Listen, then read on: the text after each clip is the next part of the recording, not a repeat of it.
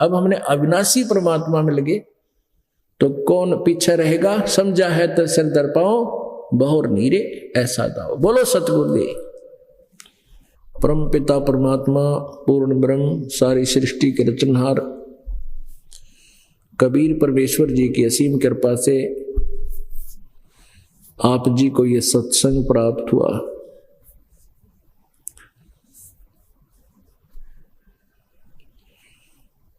परमात्मा कबीर देव जी ये आप जी के हम सब के एकमात्र मालिक हैं।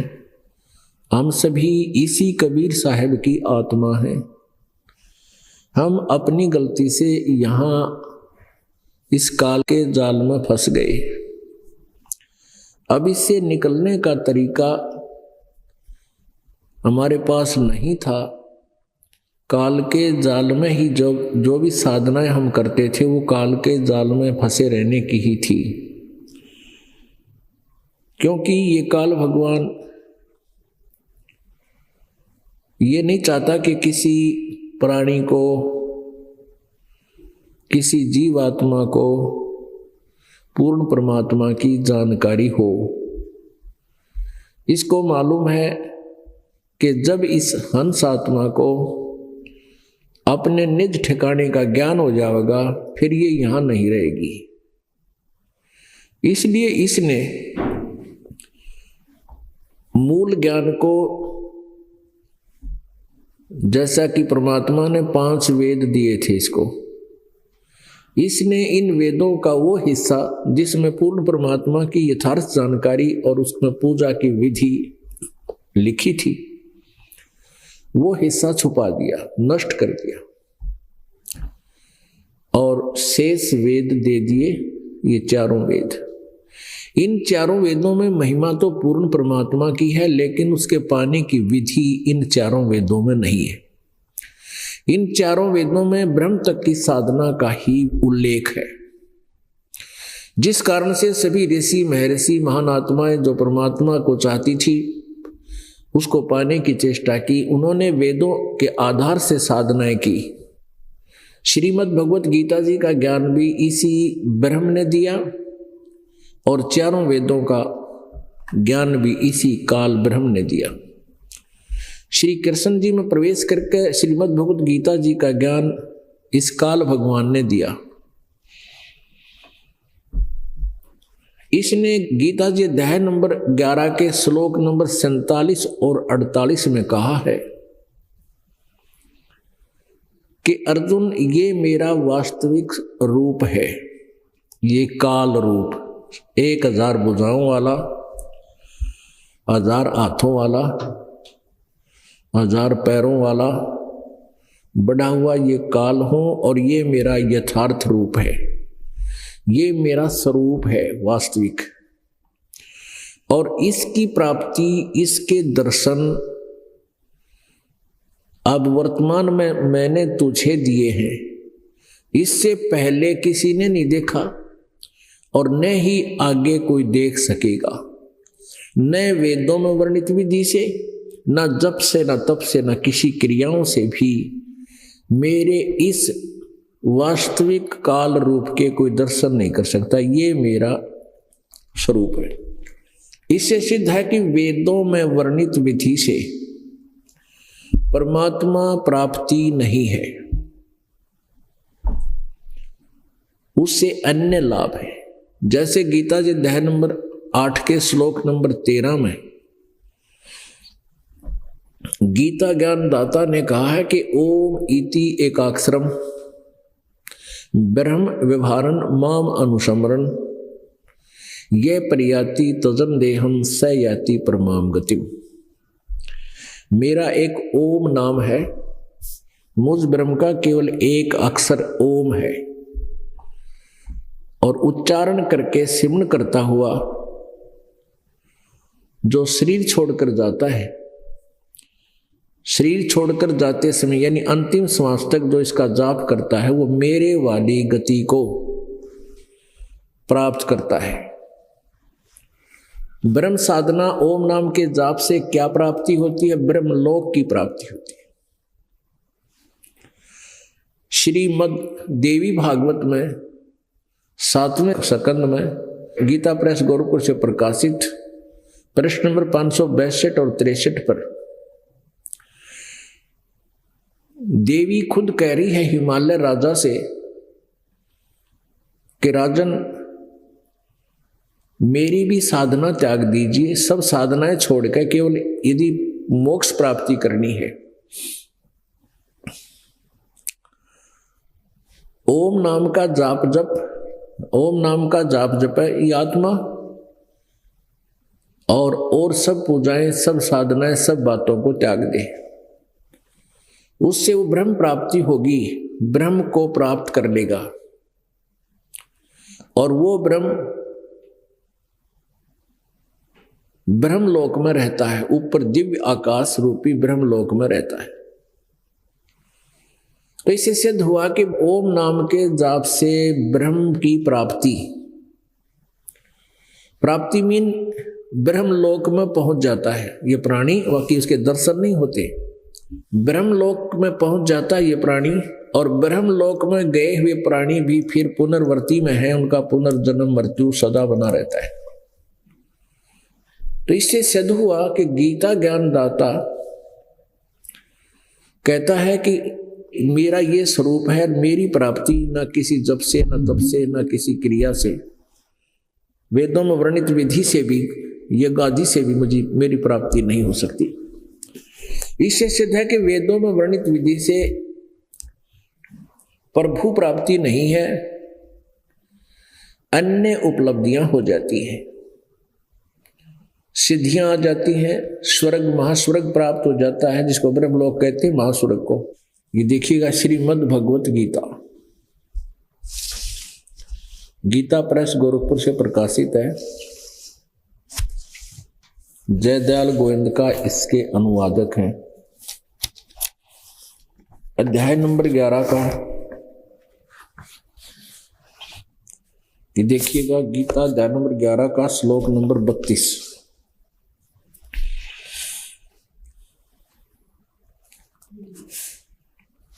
इसमें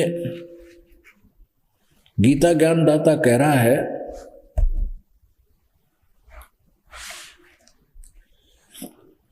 कि लोकों का नाश करने वाला बड़ा हुआ महाकाल हूं, इस समय इन लोकों को नष्ट करने के लिए प्रकट हुआ हूं। जो प्रतिपक्ष की सेना में स्थित योद्धा लोग हैं,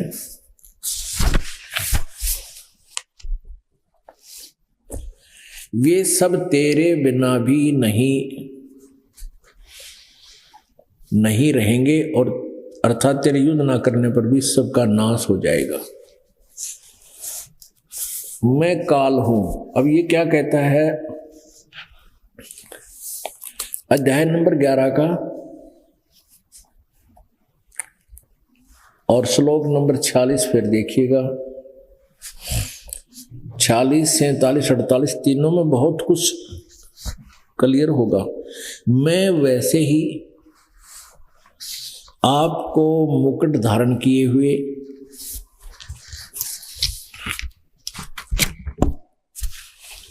गदा और चक्र हाथ में लिए हुए देखना चाहता हूं, इसलिए हे विश्वरूप यानी काल रूप में प्रकट, हे सहस्र बाहो यानी 1000 भुजा वाले भगवान, आप उसी चतुर्भुज रूप से प्रकट होइए। अब यहां क्या कहता है गीता ज्ञानदाता भगवान श्री भगवान वाच, ये है श्री भगवान वाच। और यहां देखिए 47 पे, हे अर्जुन, अनुग्रह पूर्वक मैंने अपनी योग शक्ति के प्रभाव से यह मेरा परम तेजों में सबका आदि सीमा रहित विराट रूप तुझको दिखलाया है। मैंने अपना विराट रूप दिखा दिया, जिसे तेरे अतिरिक्त दूसरे किसी ने पहले नहीं देखा था। 48 में कहा है, अध्याय नंबर 11 का ही यह श्लोक 48 है। हे अर्जुन, मनुष्य लोक में इस प्रकार विश्व रूप वाला मैं न वेदों और यज्ञों के अध्ययन से,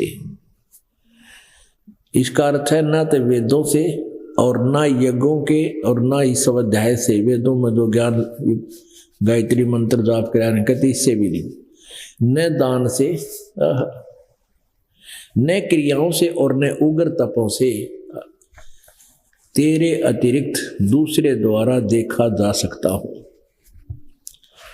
स्पष्ट कर दिया है कि मैं, हे अर्जुन, इस मनुष्य लोक में इस प्रकार रूप वाला मैं न वेदों और यज्ञों के अध्ययन से, न अर्थात वेदों में वर्णित विधि जो यज्ञ आदि है उनसे, और न दान से और न क्रियाओं से और न उग्र तपों से तेरे अतिरिक्त दूसरे के द्वारा देखा जा सकता हूँ। किसी के द्वारा न उग्र तपों से तेरे अतिरिक्त दूसरे द्वारा देखा जा सकता हूँ, अर्थात नहीं देखा जा सकता। अब यहां समस्या आती है थोड़ी सी 49 में, मेरे इस प्रकार के इस विकराल रूप को देखकर तुझको व्याकुलता नहीं होनी चाहिए और मूढ़ भाव नहीं होना चाहिए।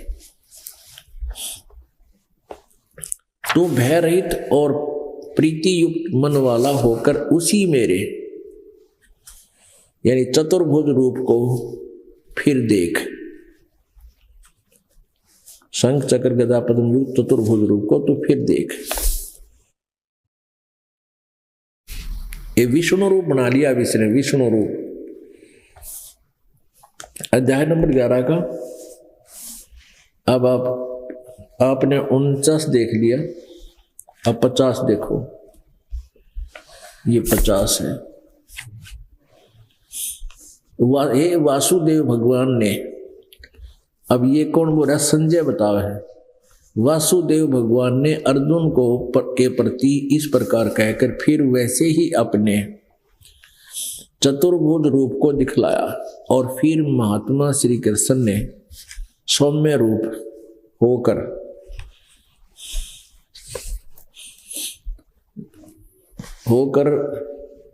इस भयभीत अर्जुन को धीरज दिया। अर्जुन उवाच, हे जनार्दन, आपके इस अति शांत स्वरूप मनुष्य रूप को, ये 4 भुजा वाले को देखकर मैं अब स्थिर चित्त हो गया हूं, विष्णु रूप में आ गया। फिर यू अपनी स्वाभाविक स्थिति को प्राप्त हो गया। पहले डर गया था, घी बंद रही थी इसकी 52 में। मेरा जो चतुर्भुज तू, अब ये श्री भगवान वाच काल बोलता है, मेरा जो चतुर्भुज रूप तुमने देखा है वह सुदर्शनम यानी सुदर्शन है, अर्थात इसके दर्शन बड़े दुर्लभ है।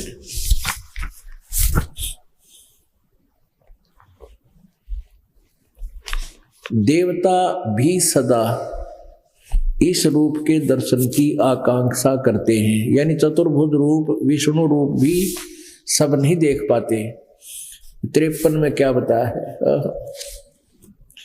जिस प्रकार तुमने मुझको देखा और इस प्रकार चतुर्भुज वाला रूप मैं न वेदों से वर्णित विधि में, न तप से, न दान से, न यज्ञों से देखा जा सकता हूं। आगे देखो, परंतु अर्जुन, ये चम्मन में 53 तक पढ़ लिया। परंतम अर्जुन, परंतु हे परंतम अर्जुन, अनन्य भक्ति के द्वारा इस प्रकार चतुर्भुज रूप वाला मैं प्रत्यक्ष देखने के लिए, तत्व से जानने के लिए तथा प्रवेश करने के लिए, अर्थात एक ही भाव से प्राप्त होने के लिए मैं शक्य हूं। हे अर्जुन, जो पुरुष केवल मेरे ही संपूर्ण कर्तव्य कर्मों को करने वाला, मेरा प्राण, मेरा भक्त, आसक्ति रहित है, संपूर्ण प्राणियों में वैर भाव से रहित है, वह अनन्य भक्ति युक्त पुरुष मुझको ही प्राप्त होता है। इसका अर्थ सीधा सही ये लास्ट है, ये इति ये खत्म हो गया 11वां अध्याय। अपने आत्मा अब काल ने स्पष्ट कर दिया है, मेरी प्राप्ति ना वेदों में वर्णित विधि से, ना किसी तप से, ना जप से, ना ज्ञान से, ना किसी प्रकार से, कोई नहीं, ना क्रियाओं से मेरी प्राप्ति नहीं हो सकती। इसलिए इन ऋषि महर्षियों ने बहुत हठ योग भी किए, साधनाएं भी की, वेदों में वर्णित विधि से ओम नाम का जाप करके हजारों वर्षों तक भी लगे रहे, परमात्मा प्राप्ति नहीं हुई। अंत में इन्होंने अपनी ही थ्योरी बना दी, सिद्धांत बना दिया कि परमात्मा निराकार है। अब इस काल भगवान ने एक ऐसा जाल फैला दिया कि सभी पूरे विश्व में, चाहे किसी भी मजहब धर्म के अनुयायियों से पूछ लीजिए, वो कहेगा गॉड इज फॉर्मलेस, परमात्मा निराकार है। और सारे सदग्रंथ बता रहे हैं परमात्मा साकार है, सशरीर है, मनुष्य के सदृश है, उसका नाम कबीर है, कबीर देव, कबीर साहब, अल्लाहू अकबर, उसी को कहते हैं।